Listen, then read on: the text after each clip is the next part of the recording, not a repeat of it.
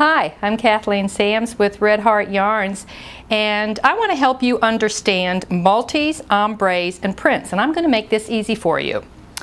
We have multi, ombre, and prints. Multis are any multiple of colors in it. They can be any different lengths.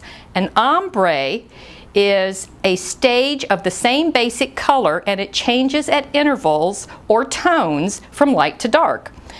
And then the pattern will repeat itself. On a print, those are computer generated, and they can be a multiple of colorways, different lengths to where you can create stripes, Fair Isle patterns, and a lot of different colors. So those are not always consistent. Now, the number of stitches that you use really affects the width of the pattern as they develop.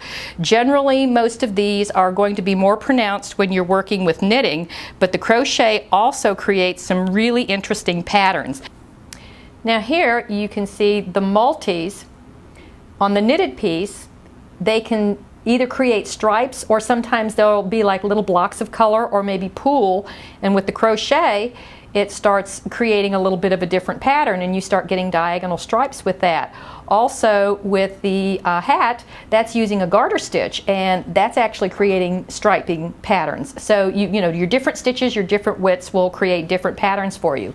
In the center we have an ombre, and that is the varied shades of one color. And again, that creates, when you're knitting, which is the top piece, you can get a striping pattern, and the striping pattern also develops in the crochet. However, you get like little blips of color, again depending on how many stitches and the stitch technique that you're using.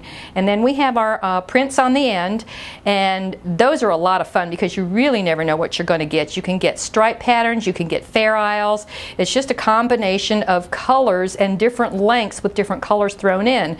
So the little Fair Isle pattern has little blips of color, and then there's large sections with color in there that create the stripes. And you can see the sweater and the monkey are the same yarn. One creates a Fair Isle pattern, the other one creates a striping pattern. And then we have the crochet socks here, which again is using the same yarn, and you can see how crochet stitches create more of a striped effect with not so much of a Fair Isle in between the striping, but just a little bit of a color blip. So there you have it. Go out and have some fun.